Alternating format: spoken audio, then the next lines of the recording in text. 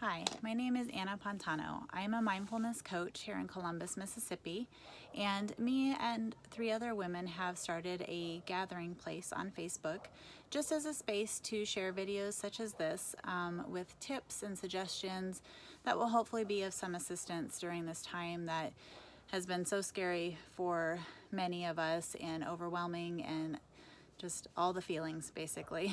So the other 3 women that are on there with me are Tanya Blaylock from Lifehouse Coaching, and then Carla Morgan and Megan Colvin are both counselors in Starkville, Mississippi.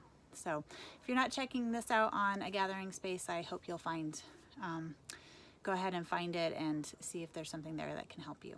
So today my tip that I want to share is about breathing, and I'm sure many of you have heard, just calm down, take a breath, or you just need to breathe. And if it hasn't worked for you yet, I really urge you not to give up on it. I know both Tanya and Megan mentioned it as well, but I wanted to go ahead and dedicate this whole tip to a breathing exercise that has been really helpful with sleep, as well as another way to de-stress and not feel so fearful, but really sleep. I keep hearing that people are not sleeping right now, and I also am struggling a little bit, but I luckily have a large tool bag that started about 17 years ago when I had similar problems with not sleeping and was just chronically stressed. So I want to share a breathing technique because our breath is basically a mirror or tells us what's going on the inside. So it changes depending on if you feel calm,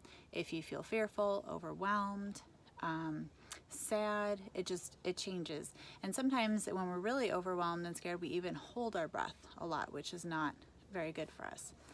The really cool thing though that most people don't know, or maybe haven't gotten to experience very much yet, is that our breath can also change the way we're feeling. So it works both ways. So our breath will reflect what's going on internally, but we can also shift what's going on internally by shifting what we're doing with our breath. Okay, so and that is huge. So the technique I'm going to show you is with the longer exhale than the inhale. And basically by elongating the exhale, we are telling our body that we are safe.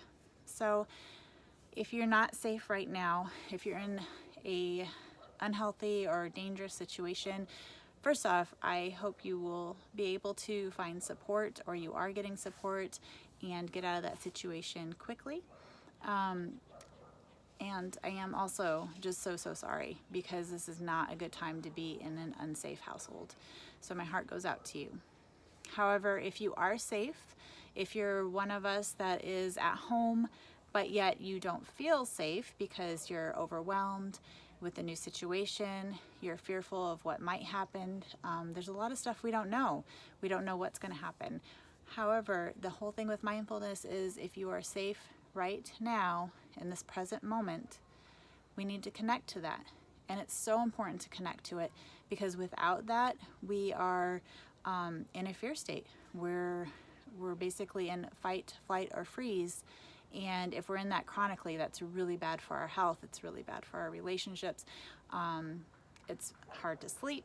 It's just hard for our body. It's just not a good thing. It's not a good place to be. And if this goes on, like it seems like it will, for several more weeks, then that's a long time for your body to be in stress. So I really urge you to give this a try, and other mindfulness techniques, to just remind yourself that you are safe right now, and that you can dip into the parasympathetic nervous system as much as possible. This will also help with the sleep issue. So if we're chronically stressed, our brain has a hard time turning off and actually going to sleep. Or if you can go to sleep, you may wake up in the middle of the night and have a hard time falling back asleep.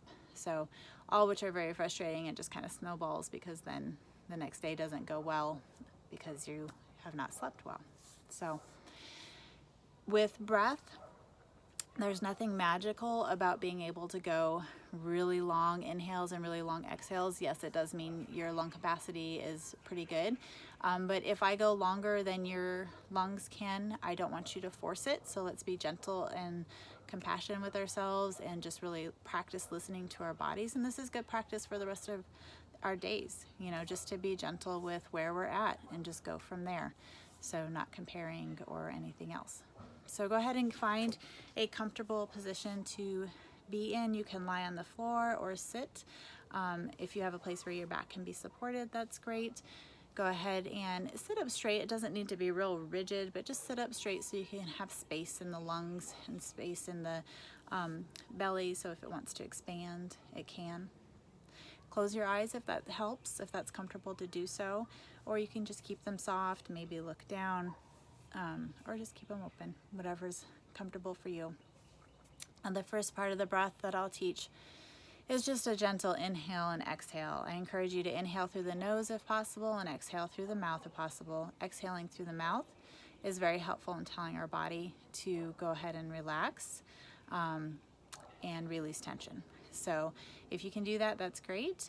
The second part, I'm going to have you hold after the inhale and then exhale. So if you are pregnant, please don't hold, okay? So just go ahead and do the normal inhale with a longer exhale. But if you're not pregnant and you want to give this a try, you might like one better than the other, or sometimes if I'm really having a hard time shutting off my brain, I'll do the hold because I have to concentrate a little bit harder to do that.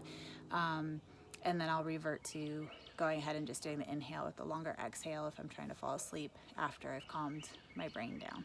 So, all right, so going ahead and taking a nice inhale. You can inhale for 2 and exhale for 3. Inhale for 2, exhale for 3. Inhale for 2 and exhale for 4 if you can. Inhale and exhale. Then increasing to inhale for 3. Exhale for 5 if you can. Inhale for 3, 2, 1. Exhale for 5, 4, 3, 2, 1. Inhale for 3. Exhale. Go ahead and do a few of those at your own pace. Inhaling and exhaling. Knowing you can always increase the inhale to 4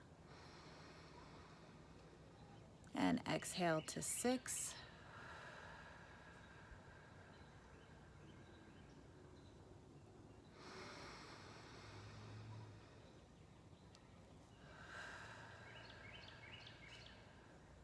At the bottom of your next exhale, going ahead and letting the breath return to normal. And just noticing how that was for you.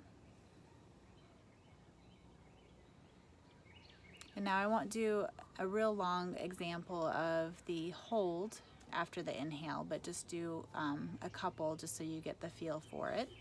So let's go ahead and we'll start with an inhale for 3, hold for 3, and then exhale for 5.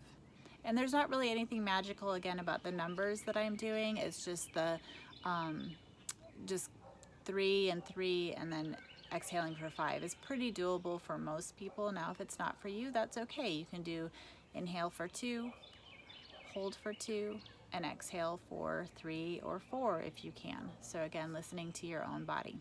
All right, so let's give that a try. So inhaling for 3, hold, exhale. Inhale for 3, hold, and exhale. One last time, inhale for 3, hold, and exhale. Letting the breath return to normal. So those are 2 techniques. Maybe take a note of how you feel. I hope you feel a little bit more relaxed, a little bit more present. If you don't worry about it. It comes with time. The more you practice, the easier it is. I highly encourage you to practice when you're not super stressed. If that's you all the time, then just practice. But you know, before you get really stressed out or before you're laying there at 2 o'clock in the morning, try this during the day. Try it, you know, before a meal, after a meal, while you're in the shower, um, after you brush your teeth, anything that reminds you, you know, just pick one or two that reminds you to give this a try. So, and the reason I say that is the more we practice, the more the body learns, oh, okay, it's time for me to relax. So because I've been practicing now, I've been practicing for almost 17 years. Because I've been practicing that long, I only have to do a few breaths and my body's like, okay, yeah, all right, I'm safe, it's time to relax. But that's not gonna be the case if this is your first time, and that's okay. And I hope you won't just blow it off. I hope you'll give it a try. If you are having a hard time sleeping, if you're feeling overwhelmed, fearful, if you're having anxiety, nervous, any of those emotions that, nothing wrong with those emotions, but I know they're not pleasant. So I know we want to be in a more calm, happy state whenever possible. And so yes, I hope this was helpful. Check us out on A Gathering Space, and take care, be well, stay safe, and just be gentle and compassionate with yourself. Thank you.